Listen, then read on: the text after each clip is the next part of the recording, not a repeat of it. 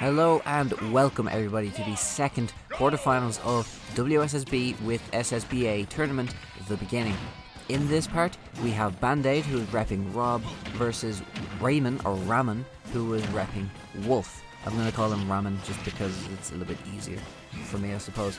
This should be a very interesting matchup because both characters have the sauce when the people know what they're doing, essentially. And Rob is somebody who really interests me because he's kind of unpredictable in a way. You never really know what he's going to do, and then he just does the helicopter arms, and then you're on your third stock and you don't know how it happened.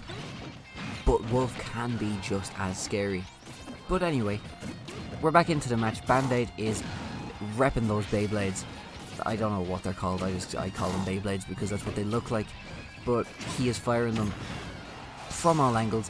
It is interesting. It will be interesting to see whether. I thought Ramen was going to go for the down smash because it goes so far underneath the ledge. I'm sure if he stays with Wolf for the rest of these matches, we're going to see at least one or two of them. Apologies for the screen going blank there. That was my fault when I was recording. Anyway, we are deep into this first stock. Neither player seems to be able to get a hold of the other one with the Beyblade from downtown from Rob. That was pretty nice, I'm gonna have to say. But the back throw will do it for Ramen. Now it is just going to be a matter of time to see if he can stick onto his third stock or get some extra credit onto the Bandaid. Onto the Rob, you know what I mean. Because yeah, if you can get some extra credit on, maybe bring Bandaid up to 50-60%, it will be a whole lot easier.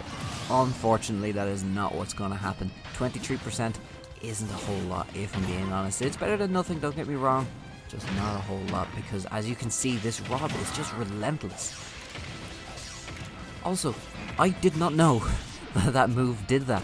When I was recording this, I was very shocked to find out that his helicopter arms is able to reflect projectiles. That is brand new news to me.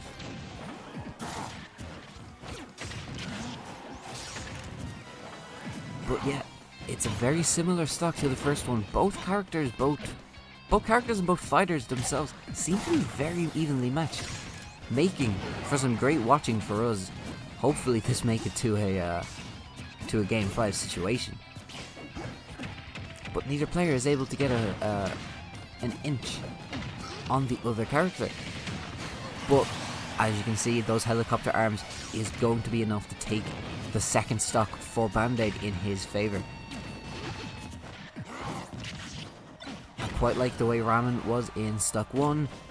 We have a situation where Bandaid is now essentially just looking for some extra credit, because when you're floating around those, so close to being thrown off the edge, but when you're floating around the 150 mark, 160 mark, you kind of have to come to terms that your stock is just about over. It is just a matter of knocking on some extra credit damage. And extra credit is what Bandaid is getting, pushing Wolf up to 70% before getting kicked out of the top last zone. This will go in Bandaid's favour a whole lot. And if he's able to take the first game, he gets to ban 2 stadiums or 2 maps for the next match, so it is huge in his favour getting into the semifinals, excuse me. And as you can see, Wolf is already up onto 130% with the Beyblade from downtown, and that is going to be enough to clinch the first game for Rob and for Bandaid.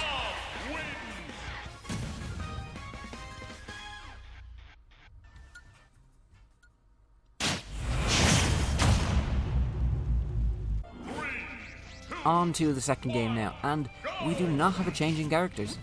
It is still Bandaid with the Rob. What? It is still Rob. Wait, no, it is still Bandaid with Rob. Yeah, both of them sound like Rob sounds like just a guy's name.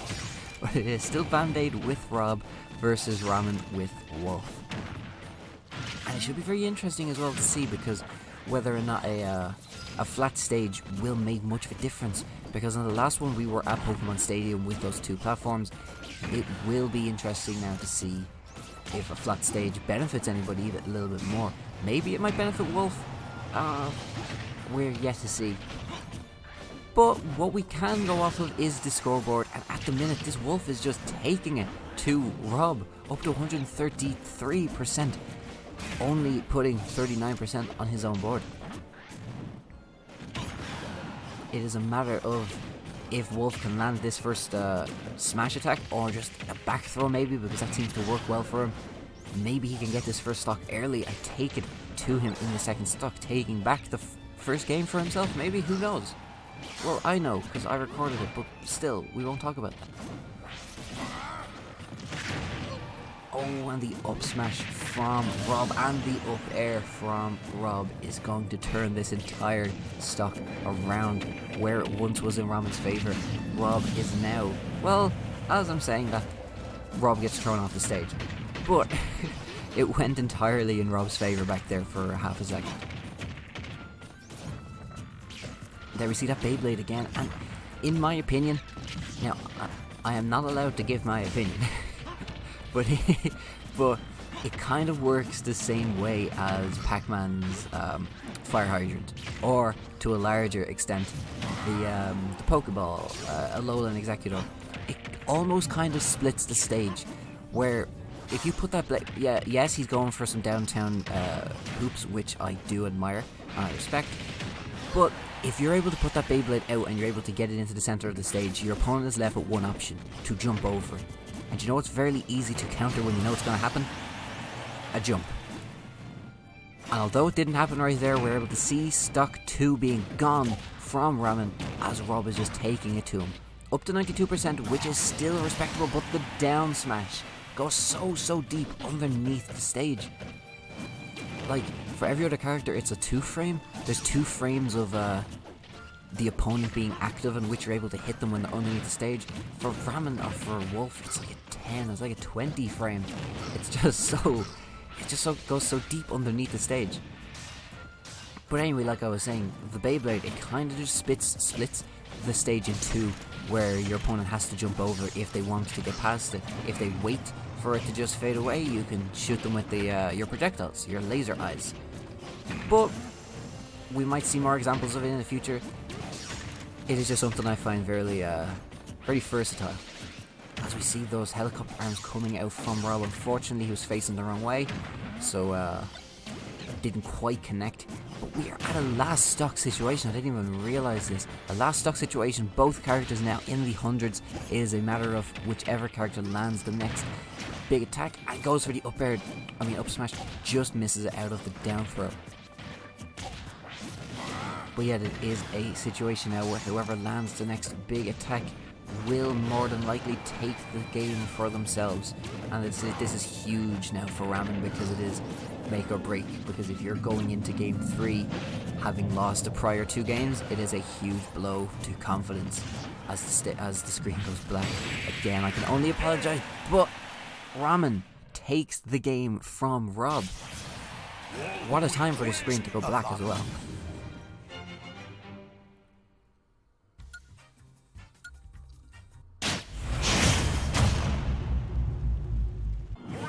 Okay everybody, here we are in game 3. As you can very clearly see, Rob has been switched out for Dark Pit in Bandaid's corner.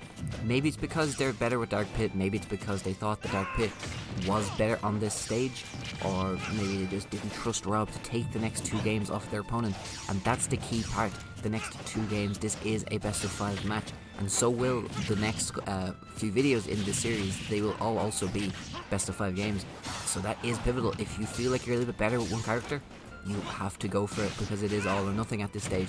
But we are now deep into the first stock after I'm done rambling, and as you can very clearly see, and as Dark Pit got a face full of, Wolf's down smash. It is a major talking point in this game, and it has been since the game has come out. It goes so far underneath the stage. It is unbelievable. It basically turns what should be a 2-frame into like a 10, 20 frame because of how deep it goes underneath. Obviously I'm joking, but you get the picture. It goes so deep underneath the stage. But this could be crucial now. Oh, just as I begin to say my sentence, Ramen gets the stock knocked out of him. I was about to say it will be crucial, because if he can put on a little bit more extra credit, that will go deep into his advantage, taking it into the next stock. But it is still a hefty advantage for Wolf. He is still in the lead with a good 60-odd% in his favour. If he's able to hold it out, we'll be able to see another stock go early, maybe in Ramen's favour. And it is so crucial to take in the going into game 3, into game 4 with the 2 wins in your favour, because you get to ban the extra stage, you have it in your control, it just, everything's more calm and collected basically. But yeah, we are still yet to see, I am in particular, yet to see any good reason why Rob was switched out in favour of Dark Pit. Maybe it is just a case that Bandaid themselves prefer Dark Pit. As we just seen there, he is a very strong character, bringing it to the Wolf, taking back what was a percentage deficit, turning it into his favour. All that Dark Pit really needs to do now is, like what we just seen there, just put on some small damage, just build it all up. Unfortunately, and this seems to be a running theme, as I'm talking about it, they get knocked out. But it is still in Dark Pit's favour if they are just to keep this momentum going, already up to 68% with the Dark Wolf. The Dark Wolf? That'd be pretty cool. Dark Pit already up to 68%. If stuff goes like this, it will go 2-1 to Bandaid, but that is predicting ahead, as it is just about back to an even percent game right now.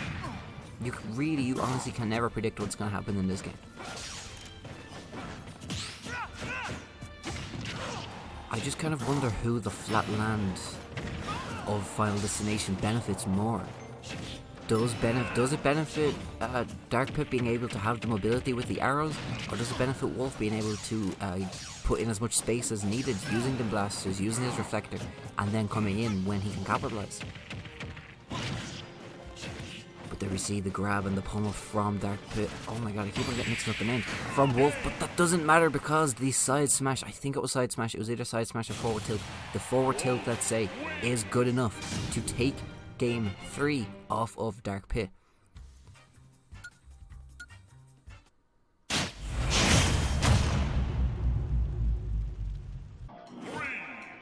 And onwards now to game 4, where we see a mix-up not of the characters this time, but of the stage, moving from Final Destination to Smashville, or Smashville. Yeah, let's go with Smashville. I can never remember between Smashville and Town and City, they're just so similar. I get this, the platforms are different, I'm not denying that of course, they just look the same, is what I'm trying to say. But yeah, this, I will be very interested now to see who this benefits more. Like I was just saying about who benefits more for Flatland, this stage switches between, like you're just seeing there, 3 platforms into 1 platform. This is Town and City. Yes, as you can see, the transition is just about done, and the 1 platform should come in soon. There it is. Oh, there's 2 platforms. Huh, I was wrong. But it is still questionable as to who it benefits, because they are not over the stage. Does it benefit Wolf because Dark Pit can't camp underneath a platform and just uses arrows? Who knows? If I had a second commentator, I might know. But it's just me, so I'll use what I'm given. But nonetheless, deep into this first stock, and again, commentator's curse, as I say that, deep into the first stock leaves from Bandaid. He got caught by the side smash, and it was good enough for a knockout. Although 156 is a dangerous amount of percent to be knocking around with, and as I say that, he gets the stock knocked out of him. Both players and both characters are very evenly matched. This is a great match for to be a spectator for. It is back and forth, and nobody seems to be able to take an inch. As soon as one person gets the stock, the other person is back with an equal reply, which is always great to see. Dark Pit is a character that really interests me, just on a personal level. I always really wanted to play him, but I just kind of feel when I play as Pit or Dark Pit that there's just something missing. I can't quite put my finger on it. I'd need a little bit more time to play, I suppose. But Bandaid's doing a good job selling Dark Pit to me. He seems really strong on the stage right now. He might be something that I might want to pick up in the future. And just narrowly avoiding death right there, as well with the clutch platform that just came in to save Dark Pit's life from what would have been a very forceful down smash. But as I say that, the stock is gone from Bandaid. So if things stay like this and Wolf is able to capitalize, this will be the end of the game in Ramen's favour, moving on to the semi-finals. And I think that's key right now, just small percentages here and there. There's no need to commit yourself into a final smash. Unfortunately, he got the grab. Well, unfortunately for Ramen, he got the grab. But in times like them, from what I could gather, it is best to just put on small percentages, build up your opponent's percentage. They only have one life. It's all or nothing for them. If you have 2 to spare, you're fine with letting go of the first one. Just put some damage down, put some groundworks down, and then when you're healthy from your next stock and you have 0%, then you can come in and try catch with an up smash or side smash, whatever suits you best. Things are beginning to look scary though for Dark Pit. It is now very deep into the last stock for him, and it is do or die. If he gets hit right here, just as I say that, he gets hit by the back air, and it is enough to seal the victory for Ramen. We will see Ramen in the semi-finals, and hopefully with a little bit of luck in the finals. Thank you all very much for watching.